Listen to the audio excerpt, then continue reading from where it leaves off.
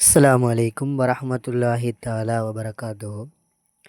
இன்ஷா அல்லாஹ் நாங்கள் இன்று ஃபதஹு ஹஸரு லம் பாடம் பற்றி பார்ப்போம். இப்போ பாருங்க, ஃபதஹா ஹஸரா லம்மா. இப்போ இந்த மூணில் ஏதாவது எழுத்துகளுக்கு வந்தால், அரபு எழுத்துகளுக்கு வந்தால் எப்படி ஓதுறன்றதை பார்ப்போம். இப்போ பாருங்க, உதாரணம் அலிஃப் ஃபதஹு அ, அலிஃப் கசரு இ, அலிஃப் லம்மா உ. அதே மாதிரி அடுத்த எழுத்தை பாருங்கள், பே ஃபதஹு ப, பே கசரா பி, பே லம்மா பு.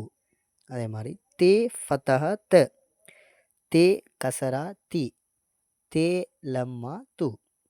இப்படி நாங்கள் என்ன செய்ய வேண்டும், அழகான முறைக்கு உச்சரிப்பாக ஓத வேண்டும். கீழுள்ளது அதே மாதிரி உச்சரித்து கீழுள்ள எழுத்துக்களையும் ஓத வேண்டும். அடுத்து ஃபதா ஹசரா லம்மா எழுத்துக்களை நீட்டுறது கூடாது, நீட்டாமல் அதே மாதிரி உச்சரிப்பாக ஓத வேண்டும்.